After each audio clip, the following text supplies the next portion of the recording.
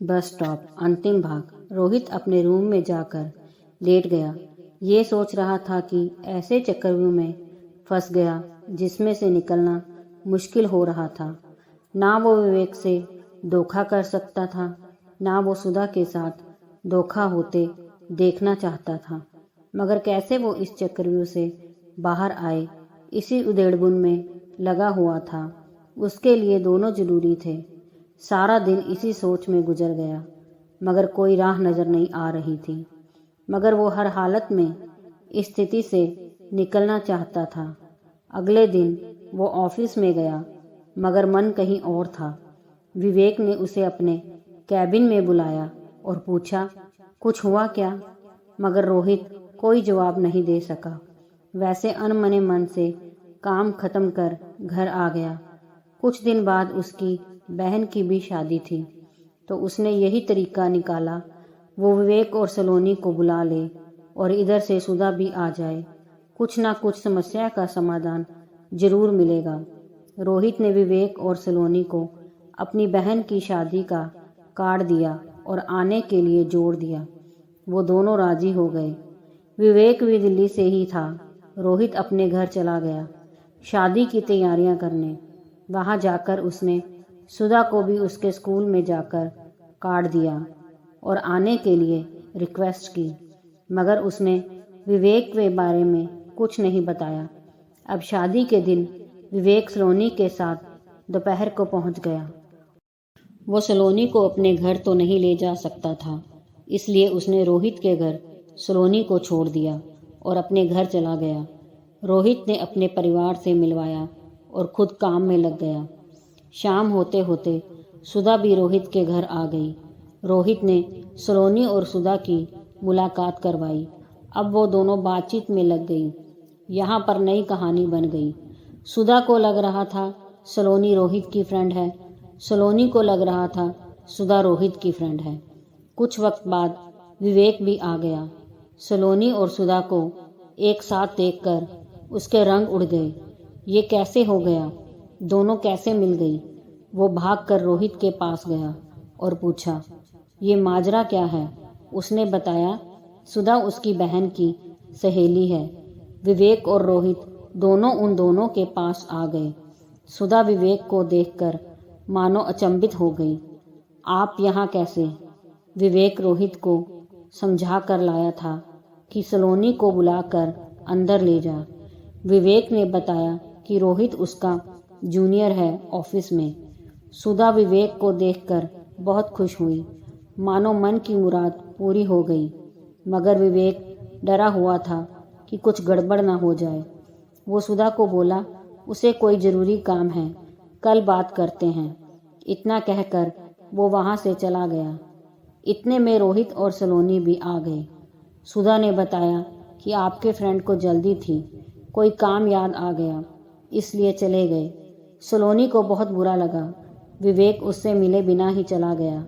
सलोनी भी विवेक से नाराज़ हो गई और रात को ही फ्लाइट लेकर बेंगलोर वापस चली गई। अगले दिन विवेक ने पहले सलोनी को कॉल किया, उसने उठाया नहीं। फिर उसने रोहित को कॉल किया और पूछा, कुछ गड़बड़ तो नहीं हुई? रोहित ने कहा कि सलोनी वापस चली गई बेंगलोर और कुछ तो नहीं हुआ।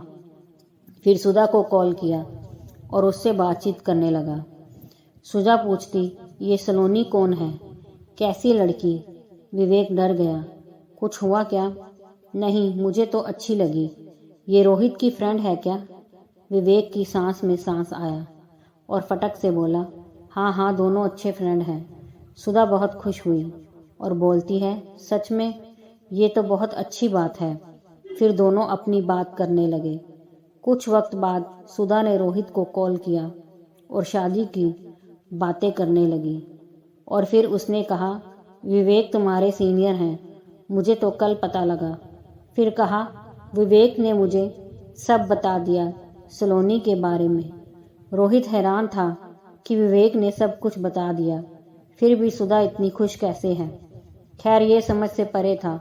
मामला उलझता जा रहा था। रोहित भी शादी के बाद बेंगलोर चला जाता है।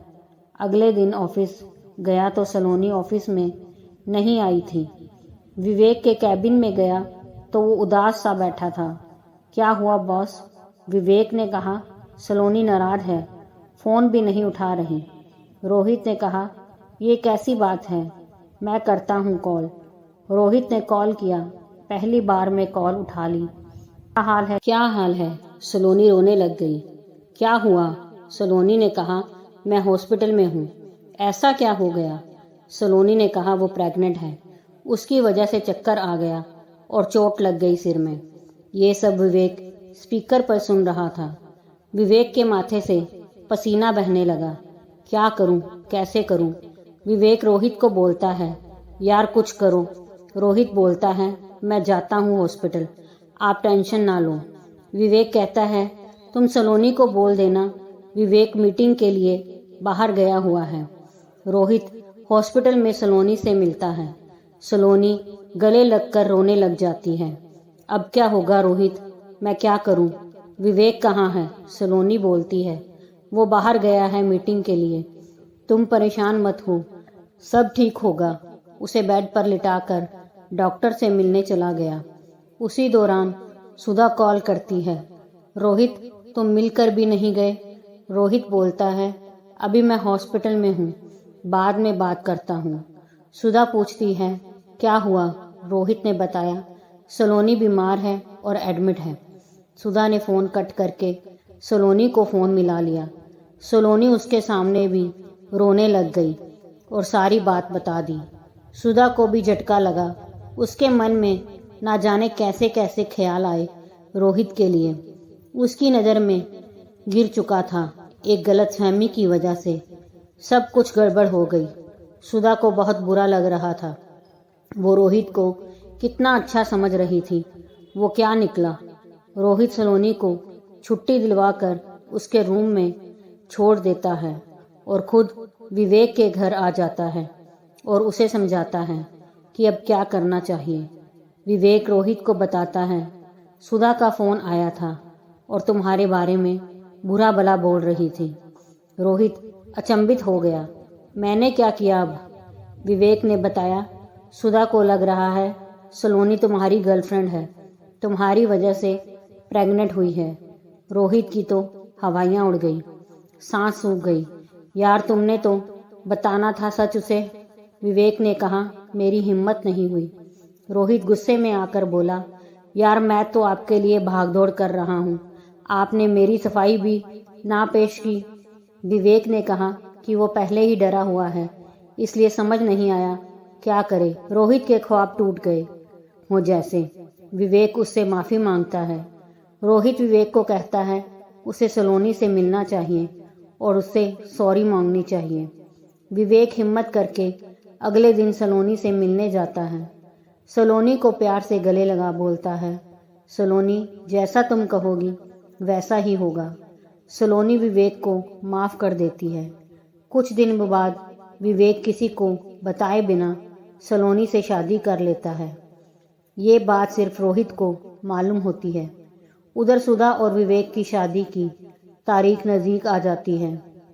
सलोनी रोहित को कहती है कि वो सुधा से शादी कर ले। रोहित सलोनी को सारी कहानी बयां करती है, कैसे वो छोटी गलतफहमी की वजह से सुधा की नज़रों से गिर चुका है। वो सलोनी को विवेक और सुधा के रिश्ते के बारे में बताता है। सलोनी को गुस्सा तो बहुत आता है, मगर अपना गुस्सा पी जाती है। वो कहती है, अब विवेक ही सब कुछ ठीक करेगा। विवेक भी वहाँ आ जाता है। सलोनी उसे डांटती है और कहती है, रोहित को तुमने बलि का बकरा बना दिया और खुद शरीक बन गए, तुम ही सब ठीक करो अब। विवेक कहता है, मैं कैसे करूं? सलोनी सुधा को फ़ोन करती है और इधर उधर की बातों के बाद रोहित का जिक्र करती है। सुधा उसके बारे में बात नहीं करना चाहती थी। सलोनी सुधा को सारी कहानी बता देती है। सुधा रोने लग जाती है और फ़ोन काट देती है। सलोनी विवेक को साथ लेकर सुधा से मिलने पहुंच जाती है। विवेक सुधा से माफ़ी मांगता है। सलोनी भी उससे माफ़ी मांगती है। उसने कहा कि उसे जरा सा भी मालूम होता तो वो कभी विवेक के करीब न जाती। वो इस सब के लिए शर्मिंदा है। सुधा एक समझदार लड़की थी। वो समझ गई जिस हालत में अब सलोनी है, दोनों के पास शादी के अलावा और कोई चारा नहीं था। वो सुधा को रोहित से शादी के लिए मनाते हैं। वो मना कर देती है और कहती है उसने रोहित को बहुत बुरा भला कहा है, अब वो उसका सामना नहीं कर सकती है। बाकी ये फैसला अब वो घर वाले ही करेंगे। विवेक बोलता है वो जाकर उसके माँ बाप से पैरों में गिरकर माफ़ी मांगना चाहता है और रोहित के लिए सुधा का हाथ मांगना चाहता है। विवेक अपने माँ बाप और सलोनी के माँ बाप को भी बुलाता है। सभी एक साथ सुधा के घर जाते हैं और सारी कहानी बयां कर देते हैं। काफ़ी देर हंगामा भी होता है।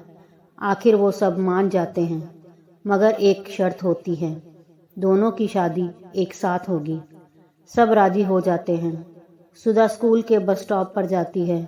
रोहित वहीं आकर उसे प्रपोज करता है। सुधा उस गुलाब को रोहित को दे देती है। दोस्तों, अगर कहानी पसंद आई हो तो लाइक, सब्सक्राइब, शेयर ज़रूर कीजिए।